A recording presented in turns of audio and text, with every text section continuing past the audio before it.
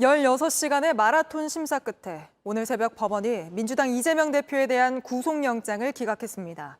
왜 구속을 안 시키는지 그 이유도 892자, 이례적으로 긴 글을 통해 설명했는데 요약하자면 검찰이 청구한 혐의 3개 중 2개에 대해 구속까지 필요한 사안인지는 아직 잘 모르겠다. 증거를 없앨 가능성이 있다고 단정할 수도 없다. 이런 입장을 밝힌 겁니다.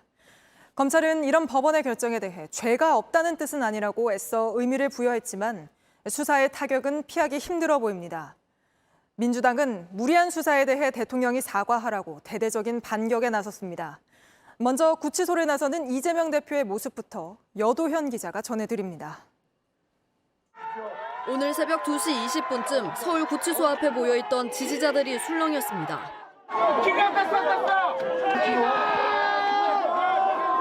심사와 서류 검토까지 모두 16시간 만에 법원이 이재명 민주당 대표의 영장을 기각한 겁니다. 1시간 뒤 이 대표는 휠체어를 타고 나왔습니다. 의원들과 만날 땐 지팡이를 짚었습니다. 얼굴에 미소를 띤 채 일일이 악수도 했습니다. 소감도 내놨습니다. 인권의 최후 보루라는 사실을 명징하게 증명해 주신 사법부에 깊은 감사의 말씀을 드립니다. 법원은 위증교사 혐의는 소명된 것으로 보인다고 했지만 백현동과 대북송금 의혹 등 핵심 혐의에 대해선 직접적인 증거가 없거나 다툼의 여지가 있다고 밝혔습니다. 또 증거인멸 우려가 있다는 검찰 주장도 받아들이지 않았습니다. 지금 단계에서 구속을 해서 수사할 필요는 없다고 판단한 겁니다. 이 대표는 검찰 수사가 부당하다고 강조했습니다. 상대를 죽여 없애는 그런 전쟁이 아니라 국민과 국가를 위해 누가 더 많은 역할을 제대로 할 수 있는지를 경쟁하는 진정한 의미의 정치로 되돌아가기를 바랍니다. 이 대표는 취재진의 질문에 답은 하지 않고 녹색병원으로 갔습니다. JTBC 여도현입니다. 이재명 대표가 입원 중인 녹색병원으로 가보겠습니다. 자, 구혜진 기자. 이 대표가 아직 입원 중이긴 하지만 바로 당대표 업무에는 복귀한 거죠? 네, 이 대표는 영장 기각 이후 이곳 녹색병원으로 돌아와 회복 치료를 받고 있는데요. 병상에서 곧바로 당대표 업무를 시작했습니다. 서울 강서구청장 보궐선거에 업무 지원을 지시하고 민주당 후보에게 전화를 걸어 총선 전초전인 만큼 꼭 이겨달라는 당부도 했습니다. 네, 이제 정부와 여당을 상대로 한 대대적인 반격에 나서지 않겠습니까? 네, 이 대표가 오늘 새벽 구치소를 나서면서 직접 메시지를 냈는데요. 먼저 들어보시죠. 역시 정치는 정치인들이 하는 것 같아도 국민이 하는 것입니다. 여야, 정부, 여당 모두 잊지 말고 이제는 상대를 죽여 없애는 그런 전쟁이 아니라 방금 들으신 것처럼 이번 영장 기각을 지지자의 공으로 돌리면서 정부 여당을 향해선 경고장을 내놨습니다. 앞으로 지지층을 기반으로 대여투쟁 수위를 더 높일 것으로 해석되는 대목입니다. 네, 당내 갈등 상황을 빠르게 수습하는 것도 숙제일 텐데 어떻게 될까요? 돌아온 이 대표가 비명을 끌어안을까요? 아니면 내칠까요? 맞습니다. 이 대표 입장에선 먼저 당내의 극심한 갈등을 해결해야 합니다. 현재로선 개파 통합 행보에 나설지 이른바 가결파를 징계하는 강경 드라이브를 걸지 불분명한 상황입니다.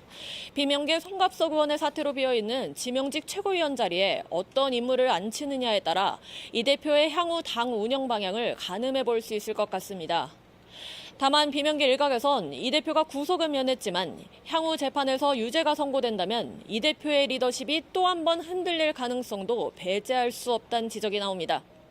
네, 이 대표가 머물고 있는 녹색병원에서 구혜진 기자가 전해드렸습니다. 네, 내일부터 엿새간의 추석 명절이 시작됩니다. 헬기 영상 보신 것처럼 이미 도로에는 고향길 나선 차량들이 늘고 있고 공항 역시 인파로 붐비고 있습니다. 현장을 차례로 연결해 보겠습니다. 먼저 서울요금소로 가보겠습니다. 자, 정인아 기자, 내일부터 연휴이긴 하지만 벌써부터 정체 현상은 시작이 됐죠? 그렇습니다. 오후 4시 반부터 차들이 도로에 쏟아져 나왔습니다.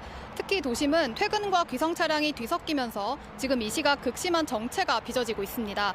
도심을 나오면 이곳 서울요금소까지는 비교적 수월하게 통과할 수 있지만 이후부턴 곧바로 차가 막히고 있습니다. 네, 그러면 현재 주요 도로 상황은 어떻습니까? 네, 한국도로공사는 오늘 하루 전국에서 585만 대 차들이 이동할 걸로 예상하고 있는데요. 경부고속도로는 죽전휴게소 근처와 안성휴게소 쪽에 교통량이 늘어나고 있고요. 서해안고속도로 서평택 분기점 부근에선 목포 방향으로 본격적으로 정체가 시작됐습니다. 네, 내일까지 고향길 나서는 분들 많을 텐데 언제 출발하는 게 그래도 덜 막힐까요? 오늘 밤 늦게 아니면 내일 늦은 오후가 그나마 귀성길 정체를 피할 수 있을 것으로 예상이 됩니다. 이곳 서울요금소에서 방금 전 저녁 7시에 출발했다고 하면 부산까지 6시간 20분, 광주까지 5시간 50분, 대전까지는 4시간 정도 걸릴 걸로 예상됩니다. 연휴 기간 고속도로는 임시로 일부 갓길 차로가 열리고 버스 전용 차로 운행 시간도 늘어나기 때문에 관련 정보를 잘 확인하고 출발하시는 게 좋습니다. 내일부터 다음 달 1일까지는 고속도로 모든 차량의 통행료가 면제됩니다. 네, 서울요금소에서 정인아 기자였습니다. 투자금을 내놓으려며 미술중개업체 대표를 감금하고 협박한 83년생 조직폭력배가 경찰에 붙잡혔습니다. 이들은 불사파란 조직을 만들어서 폭행과 협박을 일삼아왔고 강남 고급 아파트에 살며 고가의 외제차를 탔습니다. 최연수 기자입니다. 여성이 얼굴을 감쌉니다. 겁에 질린 모습입니다. 남성이 얼굴을 때립니다. 한 무리가 그림들을 챙겨나갑니다. 3,900만 원 상당입니다. 불사파라고 불리는 신흥 MZ 조폭들입니다. 이들은 투자회사 대표의 요청을 받고 미술 중개업체 대표를 때리고 협박했습니다. 너 같은 너무 좋아. 여기서 안 죽어. 네 손에 여기서 안 잘려. 걱정하지 마. 그림을 싸게 사서 비싸게 되파는 방법으로 수익을 내기로 하고 28억 원을 투자했는데 이익을 받지 못했다며 벌인 일입니다. 투자금에 이자를 붙여 87억 원을 내놓으라며 중개업체 대표의 남편에게 2억 원을 뜯어내기도 했습니다. 돈을 받기 위해 동원된 불사파는 83년생 돼지띠를 중심으로 모인 조폭입니다. 전신에 문신을 하고 정기적으로 야유회 같은 모임도 했습니다. 일정한 직업이 없는데도 월세 1,300만 원의 서울 강남 아파트에 살고 2억 원짜리 외제차를 모는 등 호화로운 생활을 해온 것으로 파악됐습니다. 경찰은 투자사 대표 임원들을 포함해 폭력배 일당 9명을 오늘 검찰에 넘겼습니다. 또 달아난 불사파 조직원도 쫓고 있습니다. JTBC 최연수입니다. 안녕하세요. 뉴스룸 앵커 한민용입니다. 오늘도 JTBC 뉴스룸을 시청해주신 여러분 고맙습니다.